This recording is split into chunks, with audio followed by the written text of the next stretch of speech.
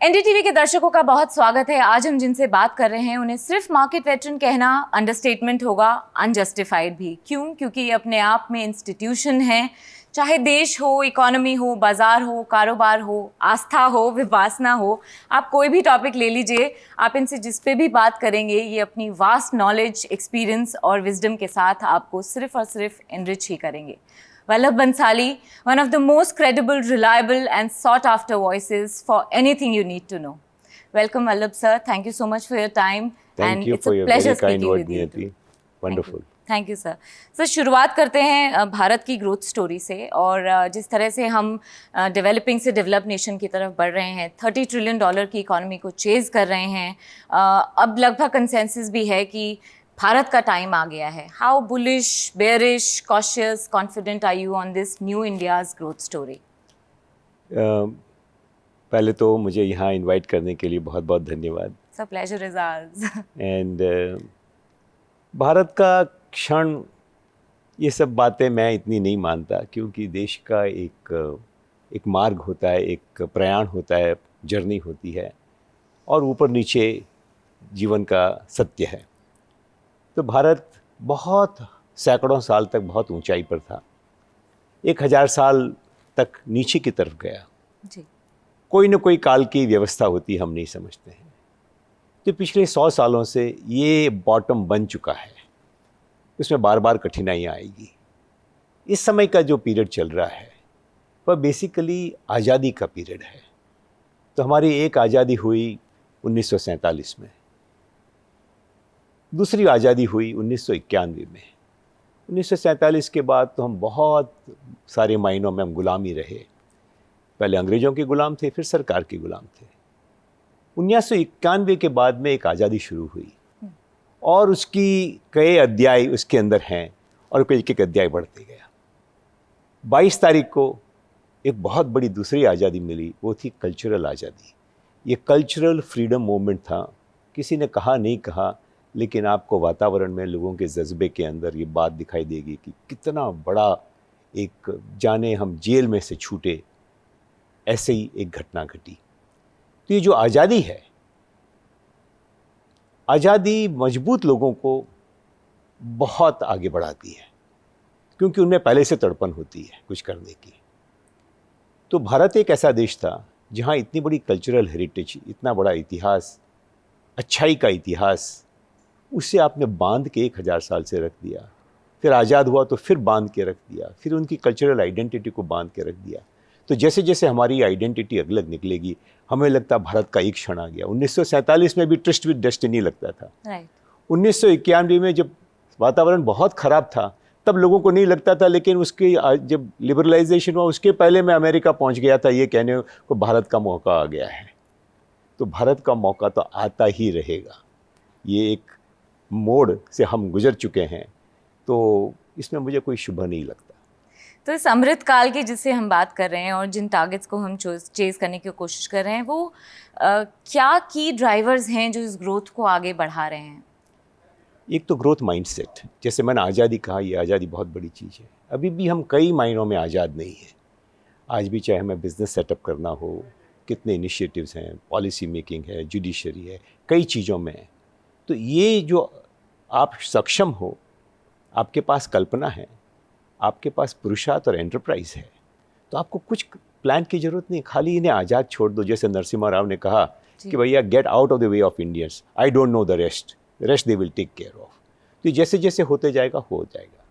दूसरा, हमारी balance sheet, कई प्रकार की बैलेंस शीट ब्रोकन थी, इंफ्रास्ट्रक्चर, गवर्नेंस, एट्सेट्रा एट्सेट्रा। तो वो सारी बैलेंस शीट्स फिलअप हो रही है। तो जब मजबूत बैलेंस शीट के ऊपर बड़ा बिजनेस बन सकता है। आप ठेला चला के बैलेंस शीट नहीं, बड़ा बिजनेस नहीं कर सकते हो। तो ये जैसे जैसे बैलेंस शीट मजबूत होते जाएगी, इंडिविजुअल्स की, बैंकों की, देश की, हमारा काम बढ़ते जाने वाला है। तीसरे, जियोपॉलिटिकल वातावरण कभी हमारे अगेंस्ट हो जाता है, कभी हमारे फेवर में हो जाता है। इस समय हमारे फेवर में है।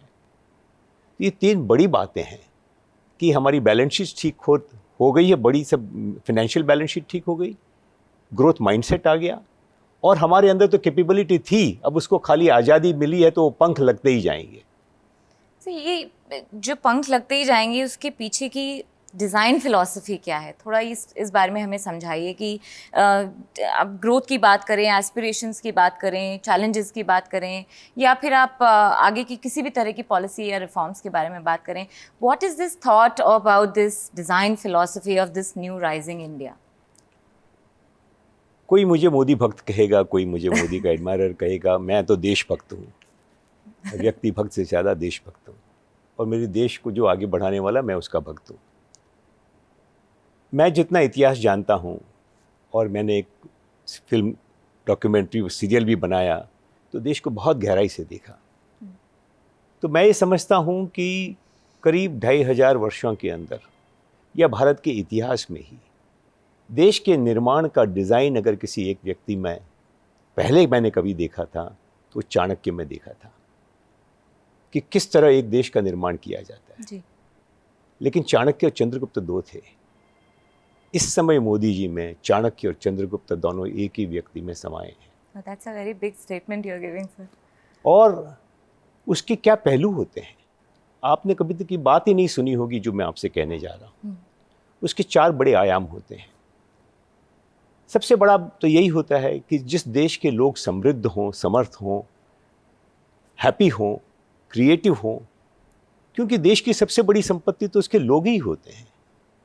और जिस देश के लोग गरीब, लाचार, हताश, उस लोगों को उठाना बहुत मुश्किल है. जब आपके पास संसाधनों की कमी हो तो और भी मुश्किल है. आपकी पुरानी नीतियाँ, पॉलिसीज़, लॉज हों और भी मुश्किल हैं. आपके ऐसे नेबर्स हों, इतने मित्र, और भी मुश्किल है.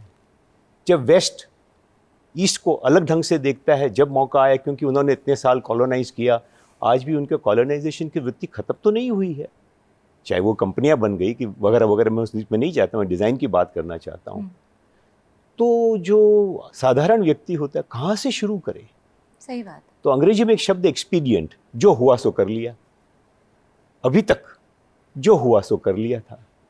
वाजपेयी जी ने थोड़ी बहुत कोशिश की थी, लेकिन अब जो 10 साल में हो रहा है, ये कंप्लीट डिज़ाइन है. उसके 4 बड़े इसके स्तंभ हैं कि अपने प्रति गौरव फील करना मुश्किल होगा. जो गरीब की जोरू सबकी भाभी, हमारे यहाँ कहते हैं.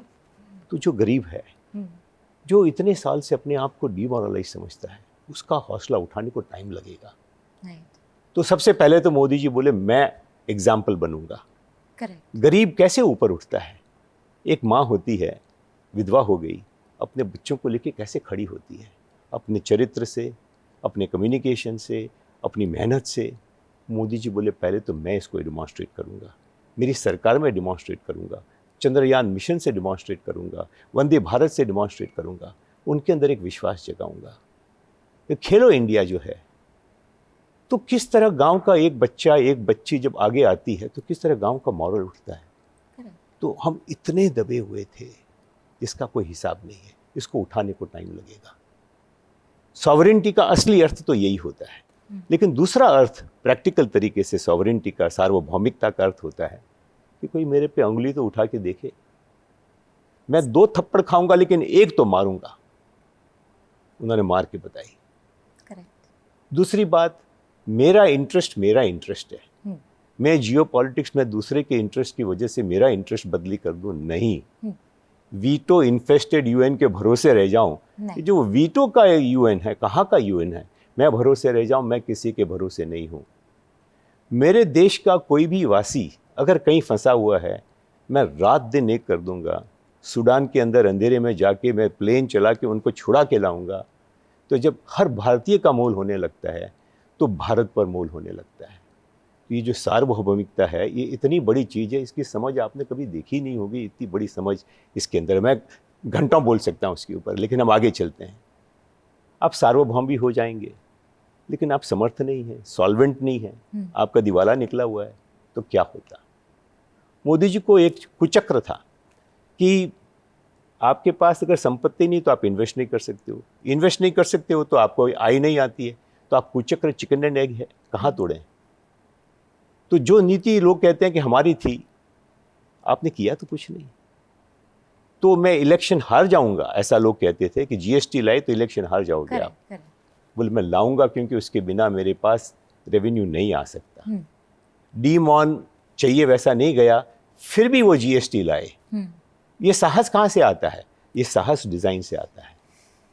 सारी बैंकों को ठीक किया, सारी कंपनियों के बैलेंस शीट को ठीक किया। भारत ही एक बड़े देशों के अंदर ऐसा देश होगा जिसके अंदर देश की, बैंकों की और कंपनियों की बैलेंस शीट आज सब फिक्स्ड है, सब सॉल्वेंट है। आज बैंकों के दाम दिख रहे हैं यहाँ, वो इसकी वजह से कि उनका एनपीए का प्रॉब्लम उन्होंने सॉल्व किया है। करेक्ट। तो ये एक डिज़ाइन के साथ चल रहे हैं। और अब देखते हैं कि मेरा ये जो देश का नागरिक है, इसकी बैलेंस शीट फिक्स करो तो उसका कितना खर्चा मैं उठा सकता हूँ। 80 करोड़ लोगों को भोजन, पानी, बिजली, तो ना उनका मैं केवल आत्मसम्मान बढ़ा रहा हूँ, लेकिन मैं उनकी बैलेंस शीट भी ठीक ठाक करूँगा। तो ये जो दूसरा बड़ा सॉल्वेंसी का काम किया। तीसरा काम होता है सेल्फ रिस्पेक्ट का। तो जैसे एक उदाहरण दिया कि कहीं भारतीय फंसा है तो तेरे को सम्मान लगना चाहिए देश के प्रति का। दूसरा ये है कि मेरे में वाकई इतना, तो देश के प्रति भी मान बढ़ता है, खुद के प्रति भी मान बढ़ता है। तो सेल्फ रिस्पेक्ट उन्होंने 50 तरीके से बढ़ाया है। पहले दिन जब मोदी जी आरती उतारते थे मंदिर में और टीवी पे दिखता था तो लोगों को पता था ये क्या हिंदू है। वो हिंदू नहीं था, देश का साधारण व्यक्ति जो रोज करता है, मैं प्रधानमंत्री वही करता हूँ। और उनको डिस्प्ले करते हैं, उनको डिस्प्ले करते हैं। उनकी जो सबसे बड़ी समस्या थी टॉयलेट की, उन्हें कोई शर्म नहीं आई कि मैं लाल किले से भी बोलूँगा और मेरी यूएन की पहली स्पीच में भी उस टॉयलेट की बात करूँगा कि आपका दर्द मेरा दर्द है, मैंने उस दर्द को जिया है। तो 50 तरीके से ये जो हमारा सेल्फ रिस्पेक्ट खत्म हो गया था, उस सेल्फ रिस्पेक्ट को धीरे धीरे अलग अलग तरीके से पद्मश्री का खेल ही बदल दिया। आप सब पद्मश्री हो, आप में से कोई भी पद्मश्री बन सकता, कभी हम सोच भी नहीं सकते थे। तो ये सेल्फ रिस्पेक्ट का काम है। लेकिन सबसे मुख्य बात है कि ये सब के बाद भी आप प्रोडक्टिव नहीं हो तो काम कैसे होगा। करेक्ट। और प्रोडक्टिव आप सोचिए, जो नौकरी में आपका मन नहीं करता, आपको उस कंपनी के प्रति सम्मान नहीं होता, आप कितनी प्रोडक्टिव होंगी। तो उस मेरे जो दबे हुए लोग हैं वो जाके स्किलिंग नहीं करते, पढ़ाई नहीं करते, क्योंकि वो सेल्फ वर्थ ही नहीं, क्या करूँगा पढ़ लिख के, हमको तो नौकरी करनी है, ड्राइवर बनना है, नौकर बनना है, वॉचमैन बनना है। उसको बदलना बहुत मुश्किल है। तो लेकिन वो जैसे जैसे एस्पिरेशन बढ़ेगी, जैसे जैसे ये बातें बढ़ेगी, तो वो उनको देश को प्रोडक्टिव बनाना है। हम प्रोडक्टिविटी में बहुत पीछे हैं अभी। देश के आधे क्षेत्रों में हम बहुत पीछे हैं। कुछ क्षेत्रों में आगे आए हैं लेकिन बहुत क्षेत्रों में बहुत पीछे हैं। सर, पर अभी India is firing on all cylinders. Probably आप इंफ्रास्ट्रक्चर देख लीजिए, मैन्युफैक्चरिंग देख लीजिए, बहुत सारे सेक्टर्स हैं जिस पे सरकार बहुत पॉइंटेड फोकस कर रही है। कुछ पॉकेट्स हैं या कोई फ्रंट्स हैं जो कि ओवरलुक किए जा रहे हैं और हाई ग्रोथ के लिए हमें उन पर ज़्यादा फोकस करना चाहिए। जब मैंने आपको इतनी सारी बातें बताई, इतने सारे फ्रंट पे अगर हमारी सरकार लगी है, तो कुछ न कुछ तो ऐसा होगा जहाँ मुझे ज़्यादा प्राथमिकता चाहिए, आपको ज़्यादा चाहिए, सरकार नहीं कर पा रही है। तो मैं उसको ये नहीं कहूँगा कि वो निगलेक्ट है, लेकिन एक व्यवहारिक कठिनाई है। एक क्षेत्र जरूर है, या हमें एक साधारण दृष्टि रखने की बात है, वो है चीन से। चीन ने 40 वर्ष में न केवल अपने देश को इतना समर्थ बनाया है, लेकिन उसके आसपास कोई ना खड़ा रहे, इसकी भी बहुत कोशिश की है कि मैं तो अमेरिका से भी आगे जाऊंगा, अमेरिका को भी नीचे दिखाऊंगा। तो हमें इस बात से, चीन से बहुत सीखना है। तो चीन का एक उदाहरण दूं।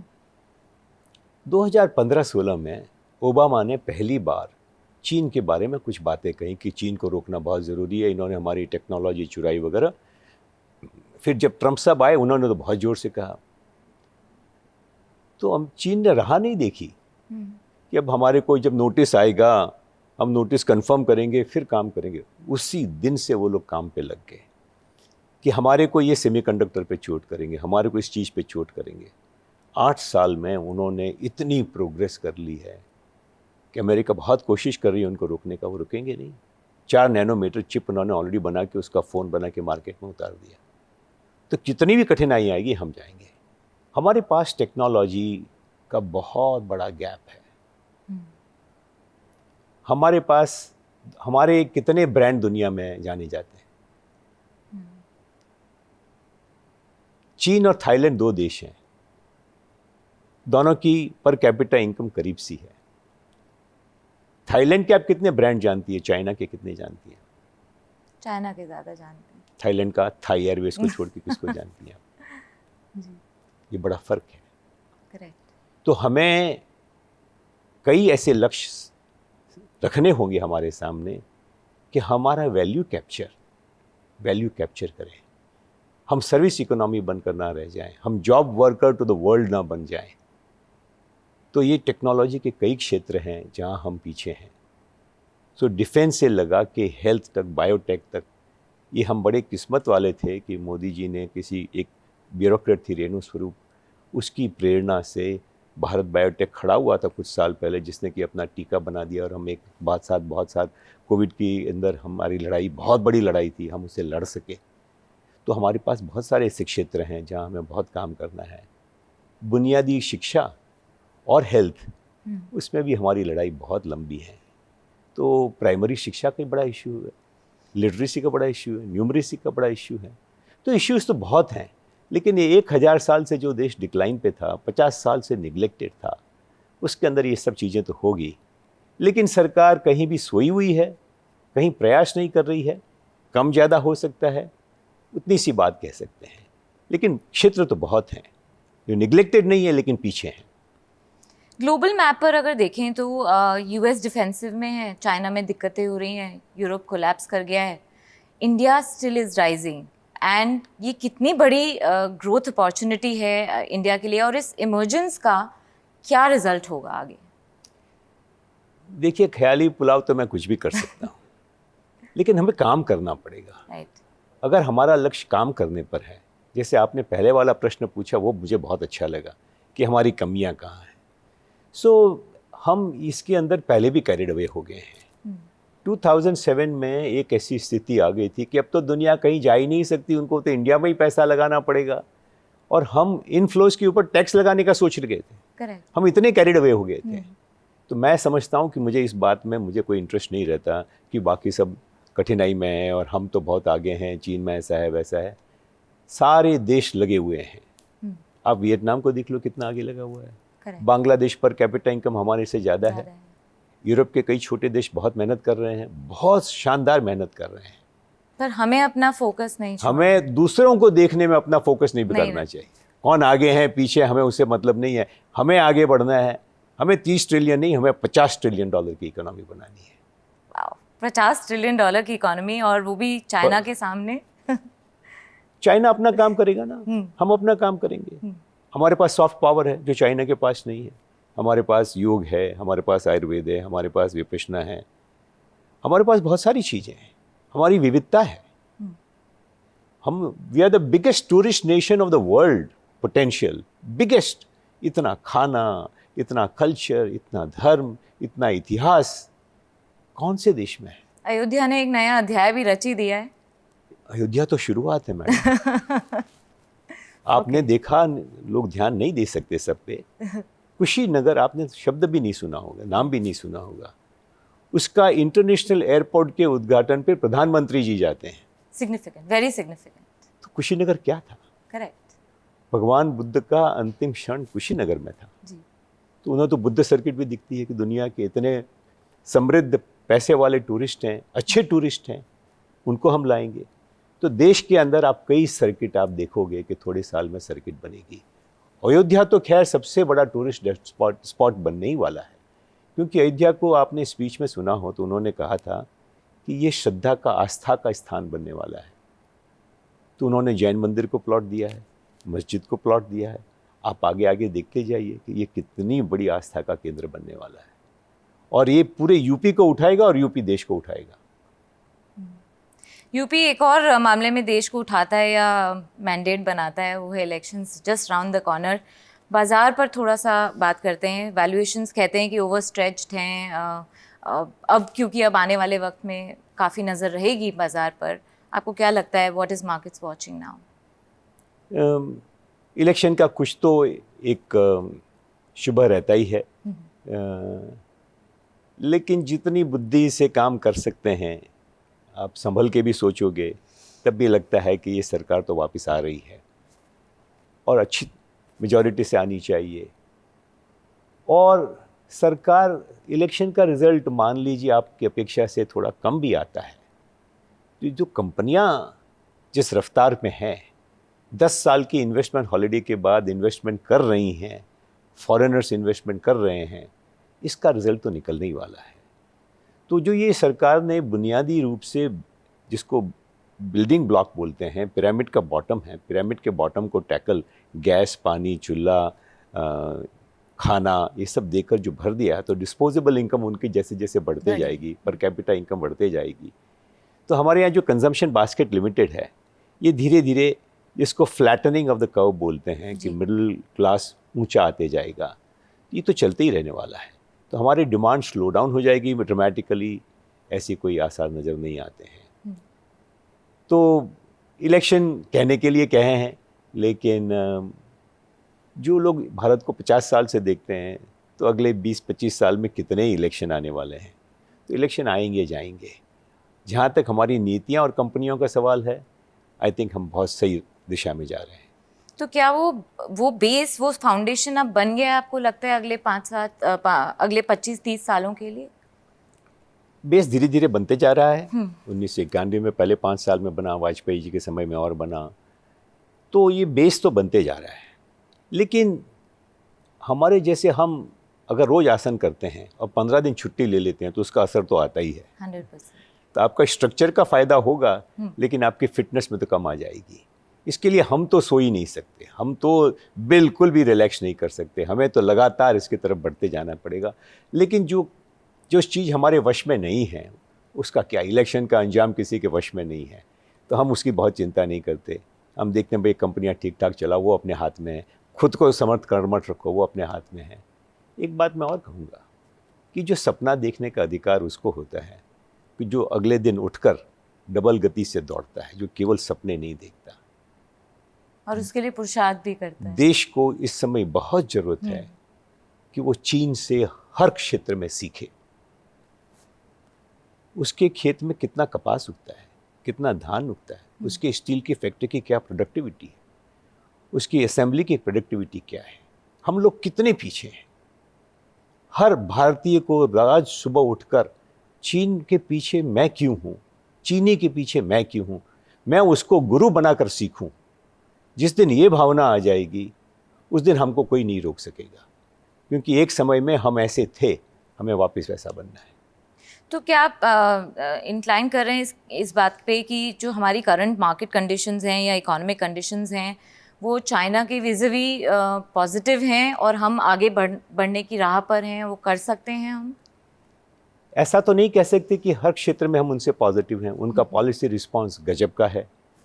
जैसे मैंने आपको उदाहरण एक लंबी कहानी से दिया, ओबामा के टाइम से, तो वैसे ही हर क्षेत्र में हमारा पॉलिसी रिस्पांस को बहुत फास्ट होना पड़ेगा। तो प्रोडक्टिविटी का बहुत बड़ा उदाहरण सरकार ने इंफ्रास्ट्रक्चर में, पॉलिसी नीतियों में, इतने सारे पुराने कानून हटा के नए कानून ला के अपनी प्रोडक्टिविटी तो उन्होंने बहुत आगे बढ़ाई है, इसमें कोई डाउट नहीं। लेकिन हमारी जुडिशरी, हमारी पुलिस, हमारी बहुत सारे क्षेत्र के अंदर प्रोडक्टिविटी बहुत लो है। हमारा बिगेस्ट एम्प्लॉयर एग्रीकल्चर है। हमारी एग्रीकल्चरल प्रोडक्टिविटी क्या है? हमारा सबसे बड़ा एसेट लोगों के बाद में है तो हमारी ज़मीन। आज हमारे ज़मीन का सौदा कितना मुश्किल है। लैंड रिफॉर्म सरकार ने बहुत कोशिश की, लेकिन रोकने वालों ने रोक ही दिया। एग्री रिफॉर्म बहुत कोशिश की, रोकने वालों ने रोक ही दिया। तो हमें इन सब रिफॉर्म्स की बड़ी ज़रूरत है। तो ये कुछ इश्यूज़ ऐसे होते हैं जो केवल कमाई आने से ठीक होते हैं। भूखे पेट भजन नहीं गोपाला। तो हम जाके उसको बोले तो स्किल कर ले, तो एजुकेशन करा जा, माँ बाप नहीं होने देंगे। बेटा बाप की कमर टूट रही है, तू जाके नौकरी कर ले, पढ़ाई छोड़, करनी पड़ेगी उसको बच्चे को। तो हमें ये रिफॉर्म्स लाए बिना हमारा काम नहीं होने वाला है। तो ये फाउंडेशन तो हमें रोज बनानी पड़ती है, डेमोक्रेसी को रोज बनाना पड़ता है। ये सपने देखने वाला आदमी मैं नहीं हूँ। सपना देखो, डबल उत्साह से दौड़ो। डबल उत्साह से तो शेयर बाज़ार भी दौड़ रहा है। लाइफ टाइम हाई पर शेयर बाज़ार है, लेकिन एफडीआई में थोड़ा डिक्लाइन है। ये कुछ वरिसम आपको लगता है? कुछ पॉलिसी चेंजेस हमें लाने की अभी ज़रूरत है, या ये उन्हीं का लॉस है? नहीं, बिल्कुल। ये तो सबसे खतरनाक सोच होगी कि उनका नुकसान अपना ही होता है। बनिया दूसरे का, वो खुद का ही नुकसान देखेगा। तो हमें अपना ही नुकसान देखना है। हमारी पॉलिसी रिस्पॉन्स किस तरह और फास्ट हो सके, उसके अंदर एक कठिनाइयों की बात करें वो अच्छा है। ईसॉप्स, हमारे स्टार्टअप्स बहुत फॉरेन जा रहे थे, अब बहुत कोशिश हो रही है कि उन्हें सब भारत के अंदर लाओ। उनकी कठिनाइयों को सुनो, ये पॉलिसी रिस्पॉन्स है। तो इससे एफडीआई का बड़ा फर्क पड़ेगा। दूसरा है कि जैसे उनकी कठिनाइयाँ ईसॉप्स को लेके, जैसे छोटी छोटी कठिनाइयाँ हैं, वहाँ हमारे पॉलिसी रिस्पॉन्स को और सुधारा जा सकता है। एफडीआई कोई हमारा कैलेंडर नहीं फॉलो करती, पैसा लगाने वाला अपना कैलेंडर फॉलो करता है, तो कभी एक साथ आ जाता है, कभी कम हो जाता है। FDI set India is poised, has the potential, poise नहीं कहना चाहिए, has the potential to be the largest destination of all kinds of capital, all kinds of people flow. So, do you think that compliance burden and legal processes are two big challenges unleashing the entrepreneurial spirit to boost this growth in India? See businessman कहने को तो आप जब भी पूछोगे वो शिकायत करेगा ही। तो हम ग्राउंड लेवल पे तो नहीं देखते, रोज नई दुकानें खुलती हैं, रोज नए स्टार्टअप आते हैं, बिजनेसमैन इन्वेस्ट कर रहे हैं, उन्हें मार्केट दिखना चाहिए। हमें एफडीआई बढ़ाना है, we have to make ourselves more and more attractive, period. एक ही line, we have to be the most attractive place. उसके लिए नीचे से लेके ऊपर तक अगर मेरे में इन्विटेशनल एटीट्यूड है, हॉस्पिटैलिटी है, तो लोग कठिनाइयाँ देख के भी आते हैं, क्योंकि मैं उनकी कठिनाइयों को सॉल्व करूँगा। हर व्यक्ति कहेगा मेरे हाथ में ये है, ये हाथ में नहीं है। हर व्यक्ति अगर ये करेगा तो कुछ बचेगा ही नहीं। हर व्यक्ति में ये एटीट्यूड लाना होगा। एफडीआई हमारा कितना ही पहुंच जाए, ये एटीट्यूड हमें चाहिएगा अगर हम वाकई $50 ट्रिलियन की इकोनॉमी बनना चाहते हैं। कोई ग्लोबल रिस्क आपको नज़र आते हैं, जैसे अब इजराइल हमास है या रशिया यूक्रेनी है, इन सब से बहुत अनसर्टनिटी ग्लोबल लेवल पे आ गई है। Is India insulated? वही वाली बात है कि अब हम उसको बिल्कुल ही नज़रअंदाज कर दें और अपनी दिशा में आगे बढ़ते चले जाएं, या फिर आपको वो रिस्क दिखते हैं? वो तो नज़रअंदाज नहीं कर सकते हम।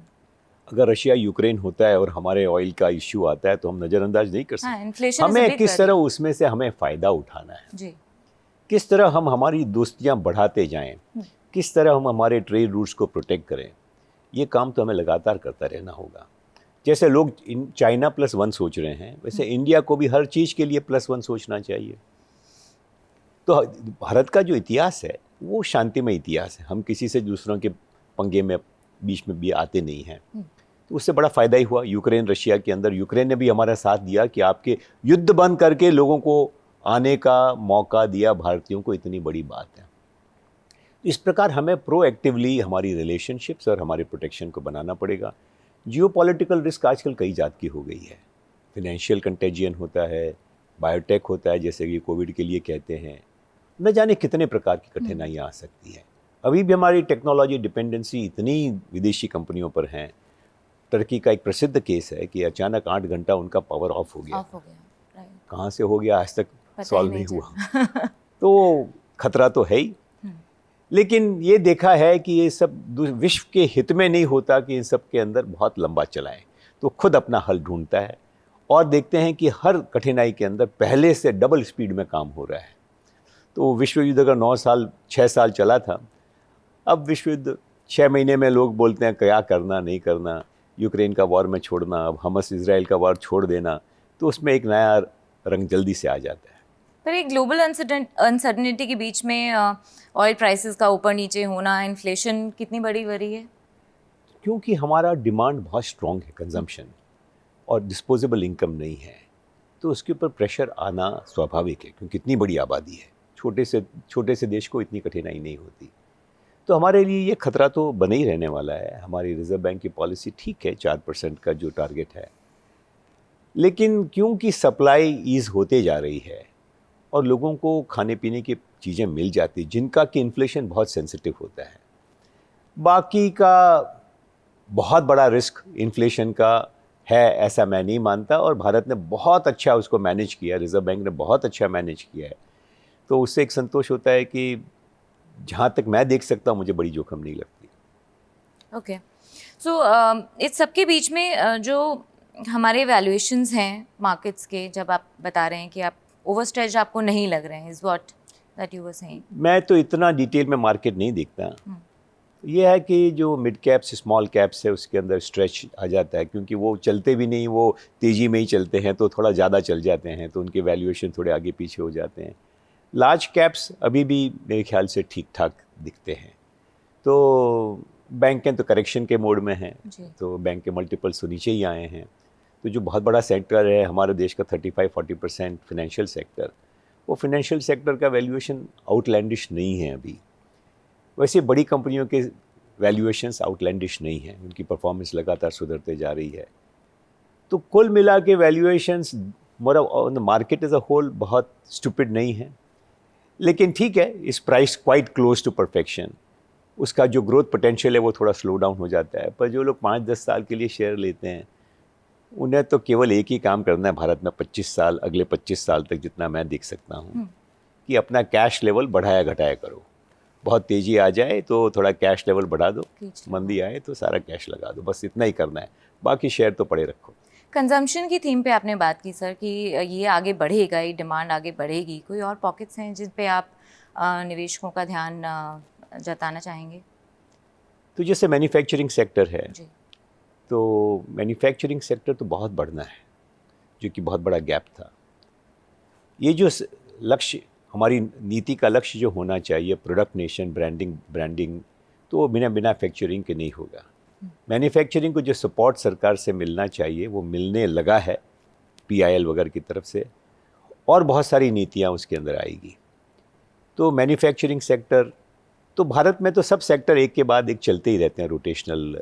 सो मैं समझता हूँ कि आप सस्ता वैल्यूएशन देख के कोई भी सेक्टर में पैसे लगा सकते हो। ओके सर, ये आपने स्किल सेट्स की बात करी, आप फ्लेम यूनिवर्सिटी के संचालक हैं। एक दिक्कत है हमारे यहाँ की स्किल लेबर और ह्यूमन रिसोर्स का गैप है, उसको हम कैसे भरें? How to bridge that gap? तो ये बड़ी जॉब्स की क्राइसिस है, तो हमें लो स्किल्ड जो जॉब्स हैं, क्योंकि लो स्किल्ड पर्सन को हाई स्किल्ड बनने में टाइम लगता है और ना भी बनता है, दुनिया भर की ये समस्या है। दूसरा, जो हाई स्किल्ड जॉब्स हैं और गैप्स हैं, उसको फिल करने के लिए हायर एजुकेशन के लिए सरकार ने बहुत IITs, IIMs बढ़ाए हैं, लेकिन हमें उससे कई गुना बढ़ानी पड़ी। एक फ्लेम से नहीं, हमें 100 फ्लेम चाहिए, इतनी बड़ी ज़रूरत है।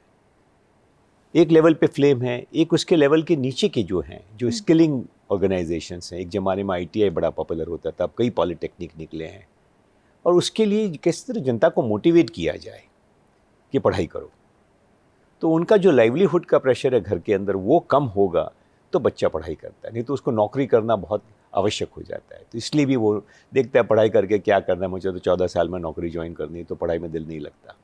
तो लाइवलीहुड का प्रॉब्लम भी हमें सॉल्व करना होगा, जो सरकार बहुत अच्छे से कर रही है, कि माँ को पानी भरने नहीं जाना पड़ता, इत्यादि इत्यादि, कि खेत से हम तेरी खरीद कर लेंगे, तो बहुत सारी समस्या किसान की सॉल्व होती है।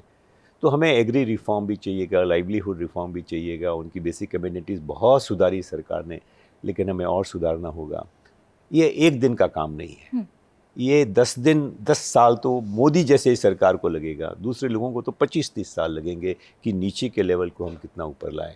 और ये लैंड रिफॉर्म और जुडिशियल रिफॉर्म, अगर हमने 2 रिफॉर्म किए तो इनडायरेक्टली इस सब क्षेत्र के अंदर भी उसका बड़ा फ़ायदा होगा, क्योंकि उसका लाइवलीहुड का बड़ा फ़ायदा होगा। सर, आप बार बार जोर दे रहे हैं एग्री रिफॉर्म पर, how crucial is that? I mean, आप समझाइए, क्योंकि अगले 20-30 साल की जिसमें हम बात कर रहे हैं, एग्री रिफॉर्म और जुडिशरी रिफॉर्म काफ़ी ज़्यादा क्रिटिकल होंगे। बिल्कुल, कि मैं अगर काम करूं और मुझे अगर कोई विवाद हो जाए और विवाद का हल ना हो, तो फ़ायदा क्या हुआ? आज वोडाफोन, कोई चक्कर में आके वोडाफोन जैसी कंपनी ख़त्म हो गई, उसका निर्णय आने में इतने साल लग गए, उन्हें पता नहीं है क्या करें हम।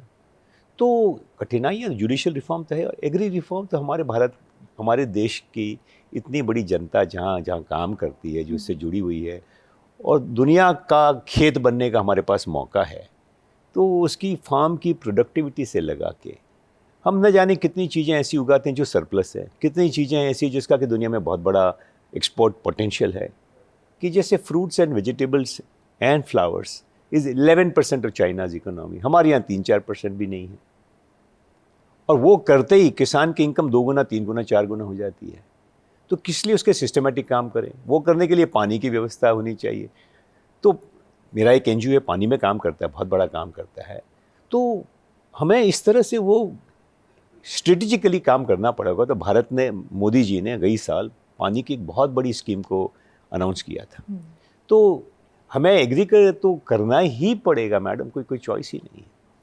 आप इंडियन यूथ को आने वाले समय के लिए किस तरह से प्रिपेयर होने के लिए कहेंगे? क्या नए स्किल सेट्स पर उनको फोकस करना चाहिए, किन टेक्नोलॉजीज़ पर ध्यान देना चाहिए और कैसे अपने आप को आगे बढ़ाएं?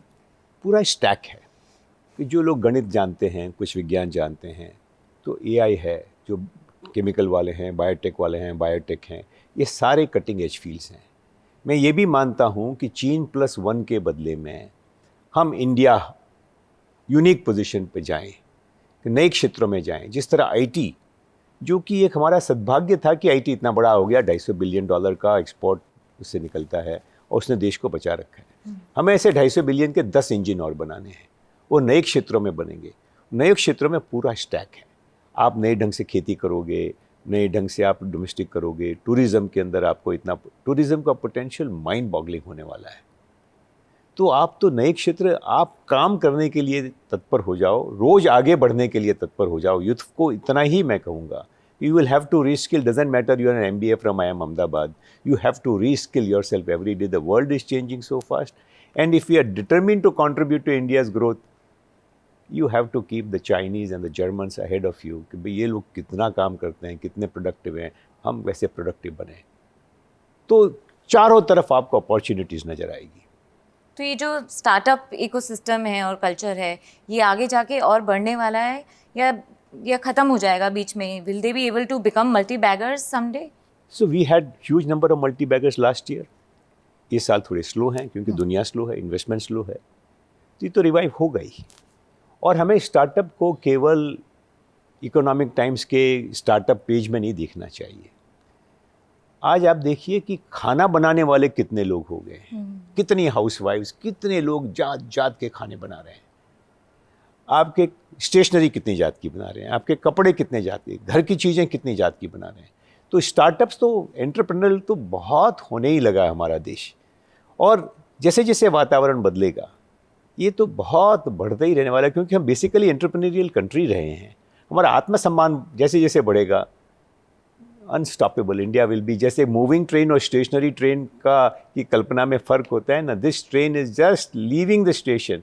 ये जब स्पीड पकड़ेगी तो इसकी छटा, इसका प्रभाव कुछ अलग ही होने वाला है। और हॉस्पिटैलिटी हमारे डीएनए में ही है, हमारे डीएनए में। बिल्कुल। सर, हाल फिलहाल में अभी बजट आने वाला है, हालांकि इंटरिम बजट है, पर फिर भी आपको कुछ एक्सपेक्टेशंस हैं या कोई स्टेप्स आप देख रहे हैं कि सरकार बड़े उठा सकती हो? तो ये मैंने कई क्षेत्रों की बात की जहाँ हमें काम करने की ज़रूरत है। तो सरकार, इनके बारे में उसकी सरकार की मंशा क्या है, वो नीतियाँ तो अनाउंस नहीं कर सकती। करेक्ट। लेकिन कौन सी नीतियाँ देख रही है, अगर ऐसा भी कहेगी तो अगले इलेक्शन के अंदर भी लोगों को ख्याल आएगा कि सरकार किस तरफ जा रही है। ऐसा कुछ करेगी तो बहुत अच्छा होगा। तो बाकी तो बड़ी बातें इस बजट में तो नहीं कर सकती। आने वाले कल का एक पिक्चर, खाका जरूर खींच सकती है, और आश्चर्य नहीं होगा मुझे कि अगर ऐसा कोई खाका हमारे सामने आता है। So we are in for some surprise, you are saying? I think positive surprise. Oh, very well done. Sir, आपको प्रोफेशनली जितना भी सुने उतना कम है। पर्सनल फ्रंट पे थोड़ा सा बात करूँगी। आप क्योटिक वर्ल्ड है, सब कुछ है, इतना लंबे समय से काम करते हैं, लंबे घंटे होते हैं, आप बहुत टाइम से विपासना के प्रैक्टिस करते हैं। How has it shaped your life? And why is that so important? Vipassana का अर्थ होता है सत्य को देखना। तो सत्य के बारे में हमारी बड़ी भ्रांतियाँ होती हैं, मैं ये हूँ, मैं वो हूँ। तो ये सब बहुत, हर जगह भ्रांति फैली हुई होती है। उस भ्रांति को हटाकर स्थिति को देखने का शाब्दिक अर्थ है विपश्यना। तो ये सत्य की साधना है। और जब जब आप सत्य को देखते हो और सत्य में रहने लगते हो, तो आपकी चिंता, भय, निराशा, मतलब की आशा, आपने कई बार सुन लिया कि मैं सपने नहीं, सपने देखकर काम करने वाला हूँ, कि ज़मीन पर खड़े रहो। तो विपश्यना आपको भविष्य से मुक्त कराती है, भूतकाल से मुक्त कराती है, वर्तमान में जीना सिखाती है, सत्य को जैसा है वैसा देखना सिखाती है। और सबसे बड़ा सत्य अपने आप, अपने बारे का सत्य जब आपको मालूम पड़ता है, तो आप के मन में से ये भ्रम निकल जाता, मैं कुछ कर लूँगा, अरे मेरे कैसे भी, मेरे से नहीं होगा तो क्या होगा, कुछ नहीं होगा। तो प्रकृति के अंदर जो आस्था बढ़ जाती है, भवितव्यता में एक आस्था बढ़ जाती है, तो आपके लिए काम करना इतना सुगम हो जाता है। लोगों से संबंध बनाना इतना सुगम हो जाता है। तो फ़ायदे ही फ़ायदे हैं। हर समझदार व्यक्ति, विश्व भर में हर समझदार व्यक्ति ये प्रश्न करने जा रहा है कि ये तो अपने बारे में सत्य जानना है। रात दिन मैं बाहर देखता हूँ, खुद को तो देखता ही नहीं हूँ। तो नियति, आप सोचिए कि अगर किसी के पास 2 डेटा सेट है और किसी के पास 1 डेटा सेट है, किसकी जीत होने वाली है? 2 डेटा सेट वाले की ना। तो अपने बारे का डेटा सेट लोगों के पास है ही नहीं, वो तो खाली बाहर का डेटा सेट लेके घूम रहा है। तो क्या वो कॉन्फिडेंस बिल्डिंग में भी बहुत बड़ा हर पार्ट तरह से नहीं, क्योंकि आप सत्य के धरातल पे खड़े हो गए तो आपको तो ग्रेविटी का साथ हो गया, प्रकृति की ग्रेविटी का साथ मिल गया। तो फ़ायदा ही फ़ायदा है। आप मजबूत हो जाओगे, आप क्रिएटिव हो जाओगे, आप मित्र बन जाओगे विश्व के। वाह, thank you so much Vallabh sir. आपने आत्मज्ञान की इतनी बड़ी बात कर दी है। आई एम श्योर कि जिस कॉन्फिडेंस की आप बात कर रहे हैं वो बहुत ज़्यादा अनलीश होता हुआ दिखेगा। Thank you so much for your time and इतने बेहतरीन तरीके से वेल क्राफ्टेड मैनर में आपने हमको छोटी छोटी चीज़ें समझाई हैं, उसके लिए बहुत बहुत शुक्रिया। आई होप आप लोगों को भी उतना ही मज़ा आया होगा जितना मुझे आया है। Thank you so much viewers for tuning in.